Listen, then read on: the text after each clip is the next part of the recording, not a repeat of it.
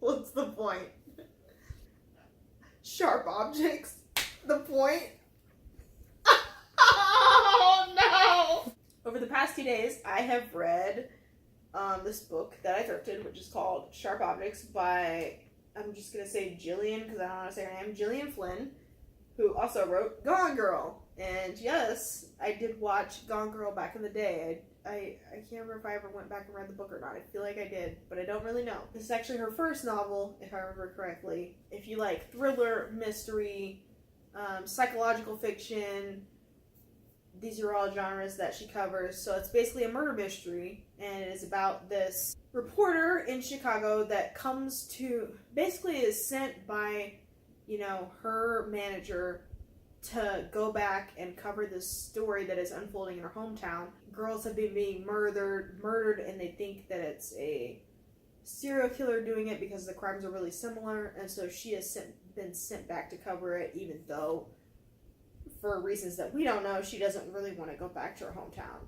So the first thing I will say is that her writing is really, it gets you swept up in the story. It's very addictive, like, you don't want to stop reading. So as far as like the thriller aspect, yeah, it goes hard. About like, I would say maybe like a third of the way into the story, I was starting to get really curious about like what this girl looked like what her deal was, and then they drop this bomb on you, which is that she's a cutter, and not just she's a cutter, but like her body is completely covered, like not top to toe, but pretty much like her neck down, she is cut like all these words into her body. And they talk a lot about just like Missouri and growing up in this small town and just like everybody knowing each other's secrets, and she was one of the really popular girls, basically. So cheerleader, also their shit. But they drop this on you that she's just like covered in words that she's cut. And I'm just kind of like, who does that though? Like, I mean, I understand people cut, but like to the point where she has to wear long sleeves and long pants and long skirts and just completely cover it up. Like, no one, does anyone cut words though? I mean, like, I'm sure someone out there, but like to the point where it's covering her entire body. I was just like, this is kind of like outlandish. And like, how did we get this far into the book without us knowing that she's constantly like needing to cover up because of like all her cuts or whatever? I don't know, it just felt really unrealistic. And I mean, later she talks about, oh, she's just super worried all the time about people seeing, and has to make sure her sleeves don't come up and whatever.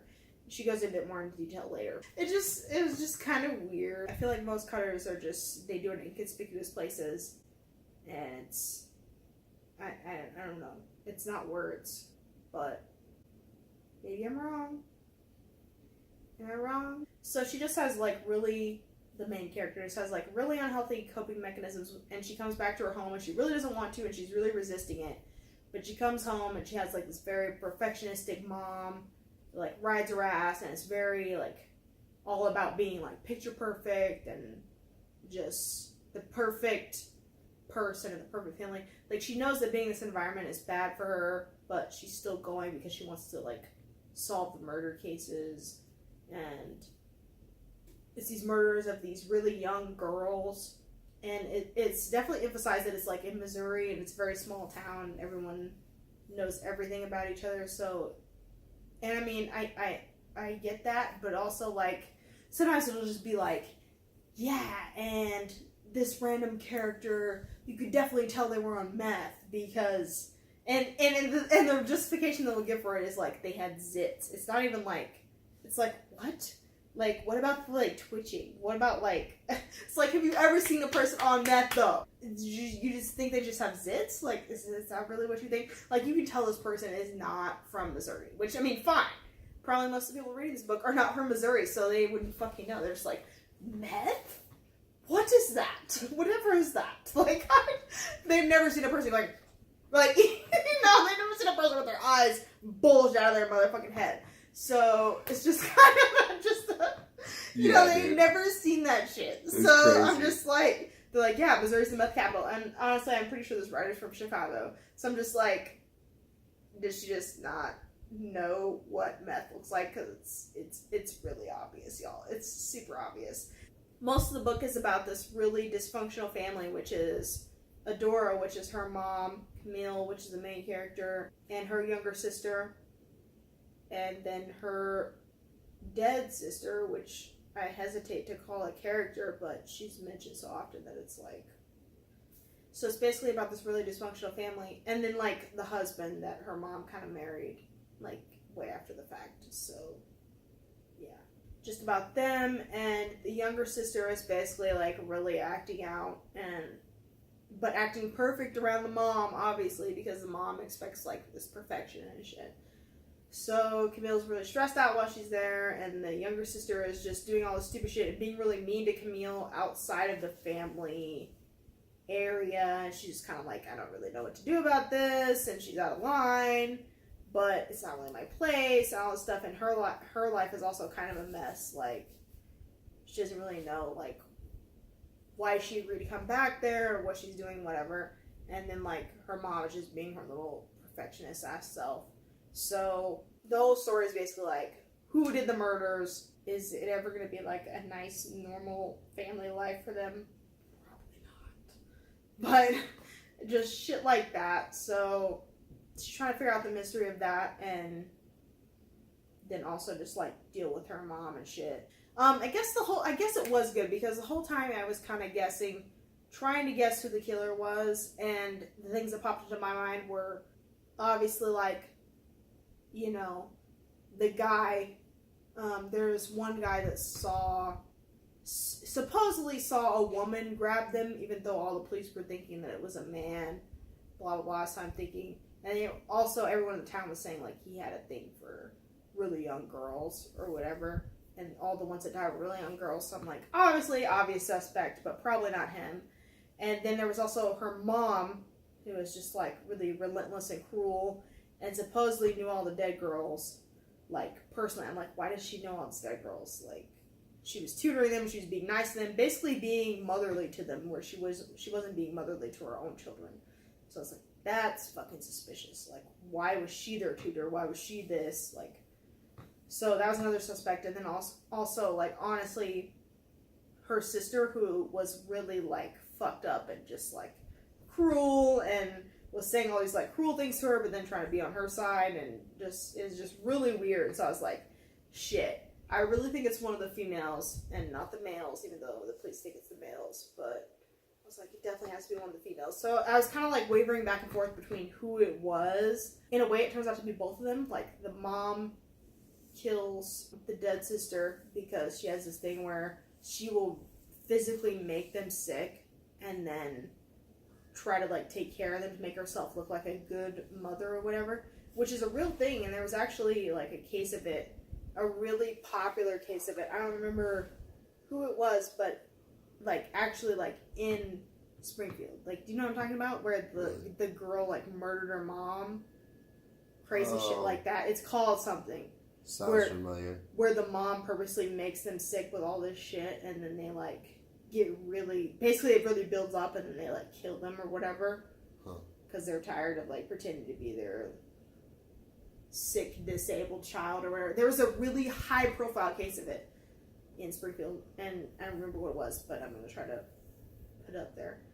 But it's, like, a real fucking thing. So I kind of already knew where it was going just because of that really high-profile case, and it's actually kind of creepy that they would mention Missouri so much and that be a thing. But so her mom actually killed the dead sister with that, and then so she gets her younger sister away from, like, the mom, thinking that the mom's a bad figure, and the little sister, like, keeps killing.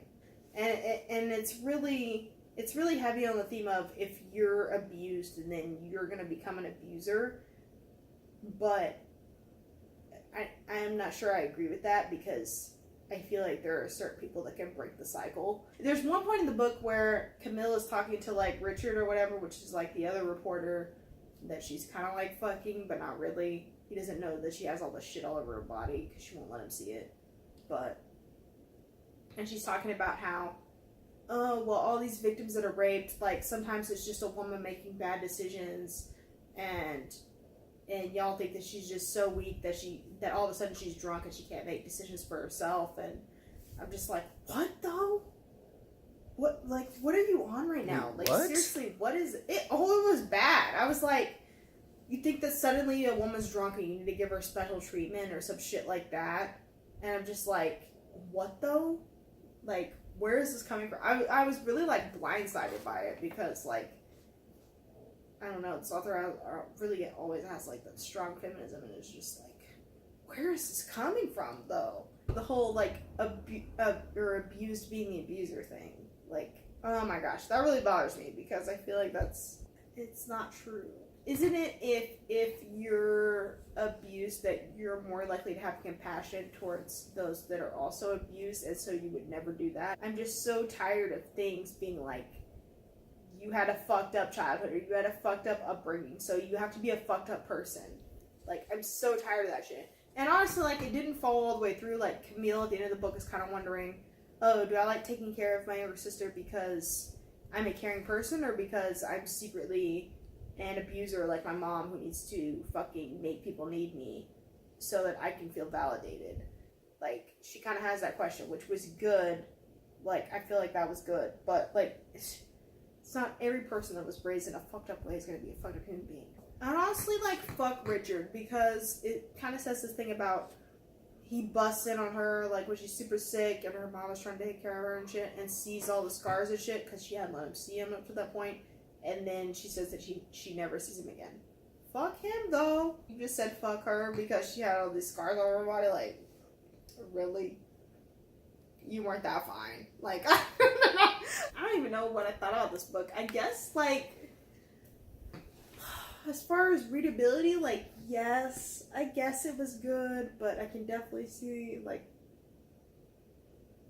the down points. I guess with any popular book, you're gonna get the good and the bad.